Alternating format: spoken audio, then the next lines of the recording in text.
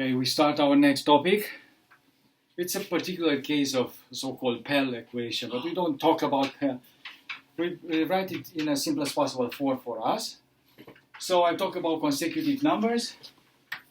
Say one of them to be a square. We require that one of them is a square, and the other is say 2 times a square, or another number times a square, like 11 times a square, something like that.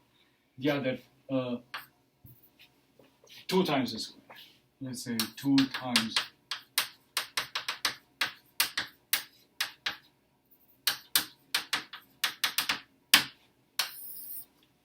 examples 0 and 1 consecutive numbers. 1 is a square.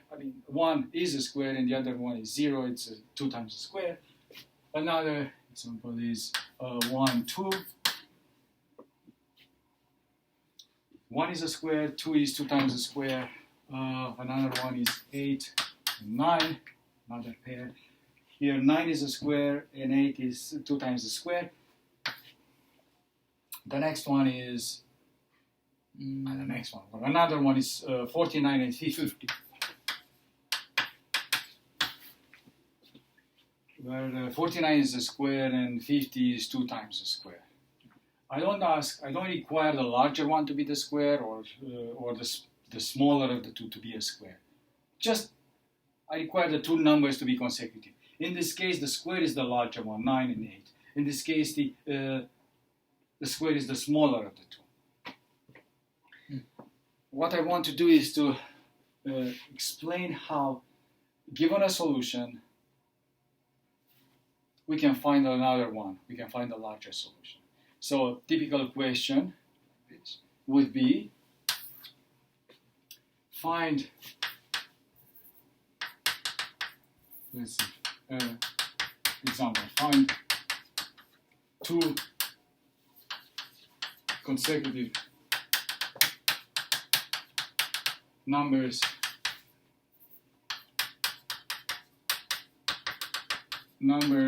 say larger than 1,000 such that 1 is a square, the other is 2 times a square. Exactly the same technique applies if I don't have a 2, if I have 11 times a square or 3 times a square or 7 times a square or whatever. The idea is this. Look for a small solution. The smallest, if you want, except for 0 and 1. And then use exactly the same procedure that we discussed right now to construct a larger solution from a smaller solution. So I don't necessarily need to work with this one. I can take a small solution like this, 1, 2. Especially if I have to work quickly, I have a homework or exam or whatever. I look for the smallest solution that I can see to our problem. It's 11 times the square or whatever. And from the smallest solution, we can create a larger one. And then from that one, we can create a larger one, and in a few steps, we can create one that's larger than 1,000. It's not going to be 1,000 steps. You see immediately in 2-3 steps, I'm done with this. But let's see how, because they grow very quick. And there's a general theorem telling us we don't need that in order to construct solutions. So we will not talk about that. That in fact, all the solutions are of this form. There is one solution that's called a fundamental solution.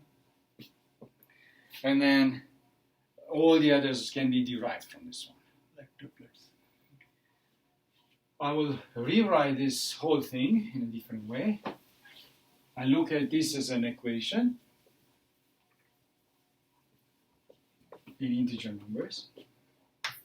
X squared minus 2y squared. These are the two numbers. And then I come back here and I write another solution.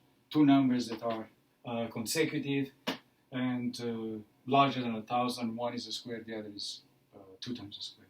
When we're done. Suppose I solve this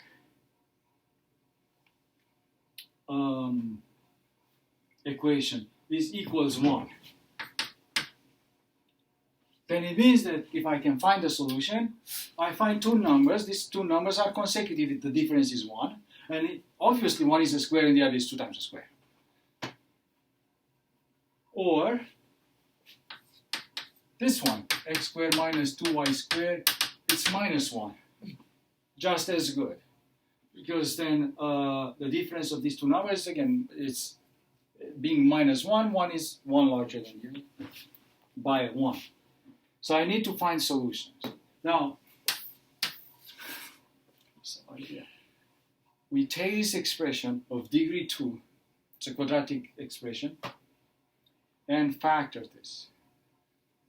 If it was, let's see, the difference of two squares, x squared minus y squared, we know it factors as x plus y times x minus y, or x minus y times x plus y.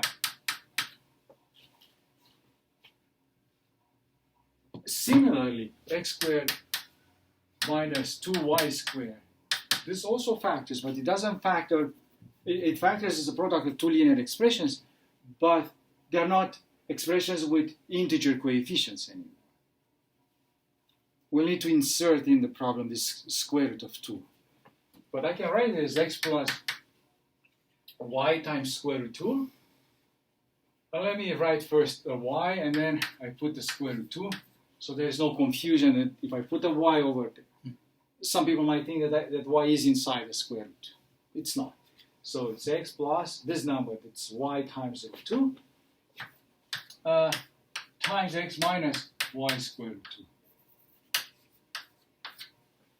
It shouldn't surprise us. We work with complex numbers. We know that the sum of two squares, for instance, doesn't factor as a product of two linear expressions with coefficients in z, that is to say, with integer coefficients. And it doesn't factor as a product of two linear forms with coefficients that are real numbers, like this one. This doesn't factor over the integers, but factors over the real numbers. So it factors like this, and the coefficients are 1 here, a root 2 here, and so on, real numbers. But it factors x plus iy times x minus iy. Instead of y, instead of I, now introducing the problem the square root 2, and we work with it. Or square root 11 if I wanted x squared minus 11y squared instead of that. Now let's see what we do with this. I take one solution, this one, 1, 2, or let's see, maybe to simplify this, I take 8, 9. So I have 9 minus 8 is 1. I view this in our form. This is 3 squared minus 2 times 2 squared is 1. I write this 3 squared minus 2 times 2 squared. So in other words, my x is 3, my y is 2 for this solution. What do? I factor this as 3 plus 2 square root 2. This 2 times square root this. 3 minus 2 square root 2. This equals 1. Now I square this equality. I can raise this to any power we want. But let's just square it for simplicity. And rearrange the left side in the same form. X plus y root 2, x minus y root 2. So let's see. I square this and I get 3 plus 2 square root 2 square times 3 minus 2 square root 2 square. This equals 1 square. That's 1. 3 plus 2 square root 2. I compute and see what I get. We know how to square a sum. It's the first one squared, the second one squared, and 2 times the first times the second. So 3 squared is 9 plus 8. The second one squared, or 2 times the first times the second. 2 times the first times the second is 2 times 3 is 6 times 2 is 12. 12 root 2. 12 root 2 plus the second one squared. 8. Which is 8. Our 8. That's how we got this one. We took the square. all right, plus 8 times what people call the conjugate, but it's not the complex conjugate. The complex conjugate, y is replaced by minus y. When we work with square roots of integer numbers, square root 2 is replaced by minus square root 2. So the conjugate, so this is 9. It's a difference now. This one square, minus 2 times this times that, so minus 12 root 2, and then plus the second one square, and that's 8. This is still equal to 1.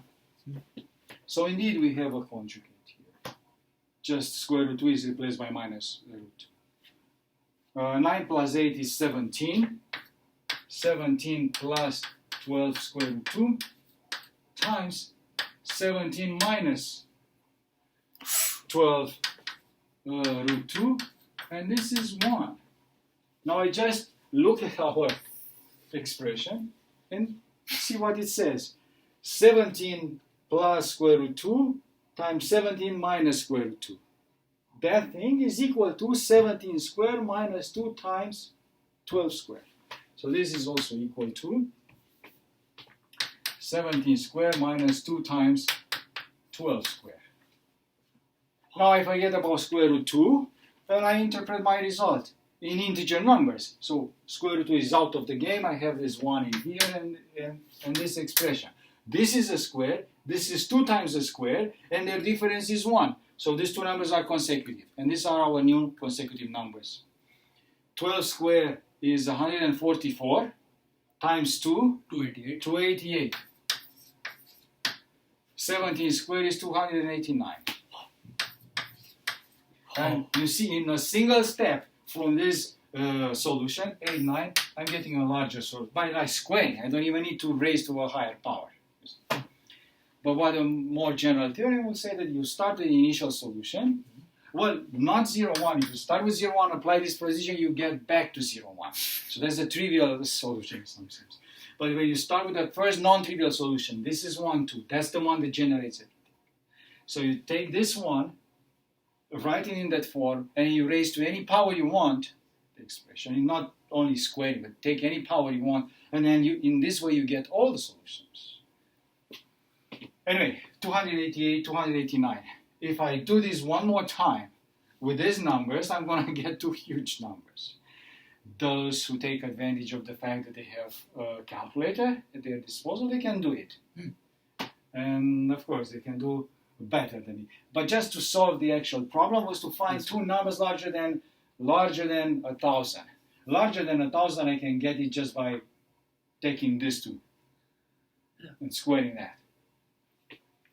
Larger than 1,000, I can do another thing. I can take my solution 8, 9, do this, and instead of squaring this, I cube this, and it's good enough. Either I square this or I cube this, is good enough. But let me square this 4950 and see that I get a larger solution, larger than 1,000.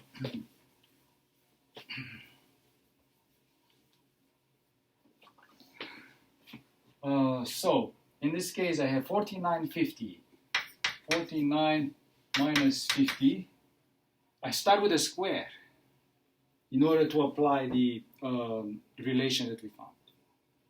So, my x here is 7, and y is, I don't know, 5. 2 times, y is 5, indeed. Okay, so start with a square, then subtract the other one. In this case, the difference is -1. It doesn't matter. We're going to square it and get a 1 in the moment. So 7 squared minus 2 times 5 squared is -1. 7 minus 5 square root 2 times 7 plus 5 square root 2 equals -1. Now I square the equality as before, and I get 7 minus 5 square root 2 squared times 7 plus 5 square root 2 squared. It's equal to -1 squared, that's +1.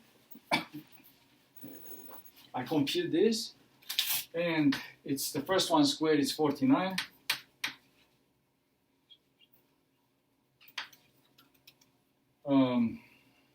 Minus 2 times the first times the second, 2 times 5 is 10, times 7 is 70, root 2, and plus the second one squared is, square root 2 squared is 2, 5 squared is 25, 2 times 25 is 50. Of course, it's our number, how we start. And this 49 is this number. Times conjugate of this is the 49 minus, that's this number, it's 49 plus 70. Square root 2 plus 50. This is 1. We put them together and I have 49 plus 50 is 99. Yes. 99 minus 70 square root 2 times 99 plus 70 square root 2, that equals 1. So then I write one more line in the form that I needed. This thing is equal to 99 square minus 2 times 70 square. That equals 1. So I get a new solution. These are the two numbers. Which one is larger? 99 square is larger than 2 times d, because the difference is plus 1, not minus 1. So the two numbers are 2 times 70 square and 99 square. Okay, they are. This is a. 9,800. All right, this is a. But I want to compute to give a nice answer. So 99 square, you said that what's that? 9801. 9801. And this one should be, if we didn't make any mistakes, 9800. But 70 square is, 7 square is 49. 70 square is 4900. And times 2 is 9800. Okay. Both numbers are larger than 1000. Imagine if we do this one more time. So, but this was done, I mean, at the time of Fermat and the others as challenge. I mean, they don't, as challenges for other people. So, can you find a number that's larger than 1 million, or two consecutive numbers that are larger than 1 million? One is a square, the other is 2 times a square. But they don't show the proof. You know, so how are we going to do this? You have to have the idea how you construct larger numbers from smaller numbers. And the square root 2, it doesn't matter they were square root 2, exactly the same thing is with the square root of any other number. Like if it was 11, okay, let's see, if can we do this? 11. I just wanted to make sure that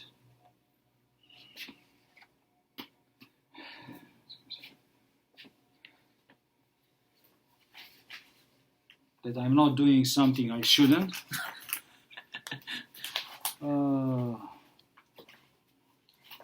I don't know, but let's do the. So two consecutive numbers, one is a square, the other is 11 times a square. Now I need a quick first solution, not 0, 1. Any other solution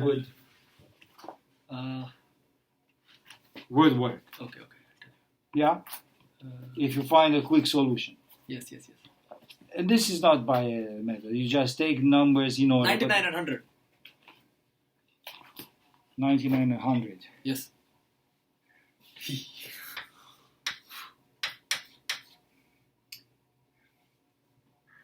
This is, I mean, how you do this, for instance. One of them is 11 times the square. So it's 11, or 11 times, so it's 11 times 1, or 11 times 4, or 11 times 9, or 11 times 16. It's very quick. I mean, I try a few of them, and in each case, I look at the two numbers. like in the case of 9 times 11, I look at 99. This is 9 times 11. I look at 100 or 98, see if is one of them a square. Yes. So you should be able to find this quickly. But anyway, suppose we have a solution. So 99 minus 100 is 1. No, it's minus 1. Yes. I put the square first, because what I want to use is, I want to use this expression, x squared minus 11y squared equals x plus y times square root of 11, x minus y times square root of 11. So start with the square. It's 100. 100 minus 99, whatever it is, 1 or minus 1. It's 1 in this case. So this is 10 squared minus 11 times 9, 3 squared. That's 1. So this is 10 minus 3 times square root 11 times 10 plus.